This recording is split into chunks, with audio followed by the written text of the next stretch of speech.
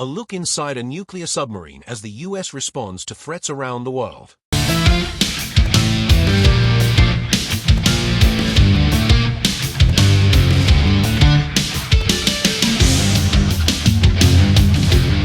In darkness, I boarded a Navy ship at a heavily fortified military base along the Eastern Seaboard. The location and time of departure, as well as the direction and distance of the voyage, were unknown to me. Adding to the sense of secrecy, a tall, camouflaged sailor stood in the rain, checking my electronics for digital traces that could be intercepted and exploited by an enemy. Battered by strong winds and high Atlantic seas, the support ship sailed through the night for more than 15 hours in a stormy sea toward its destination somewhere off the continental shelf. Just after dawn, a sleek, jet-black object appeared in the distance, just above the waterline. It was the protruding bridge of what sailors call a boomer, a submarine armed to the teeth with nuclear missiles, considered the most lethal, stealthy, and survivable weapon in America's strategic arsenal.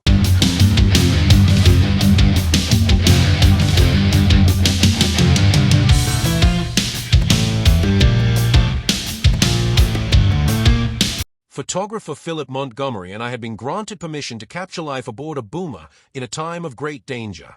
Our deployment was unique. The weaponry and technology on board, along with the ship's routines and missions, were among the government's most closely guarded secrets.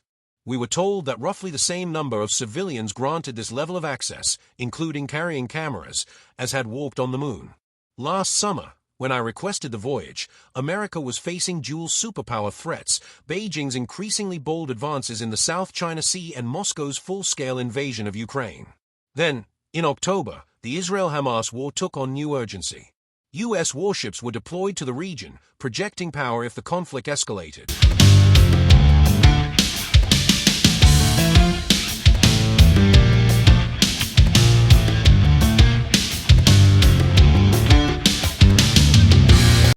Within a short time, American ships began intercepting long-range missiles fired by Yemeni rebels supplied by Iran to Israel and the ships themselves. When other Tehran-backed militias attacked U.S. outposts in Iraq, Syria, and then Jordan, killing 3 service members in late January, it became clear that retaliatory strikes from American fighter jets had not been a sufficient deterrent. President Biden, with a carrier strike group already deployed, decided to retaliate decisively against multiple targets. In October, we were scheduled to board a submarine in, of all places, the Middle East. But when American ships were attacked, our trip was canceled. "You'll be at sea for months," one of our handlers worried.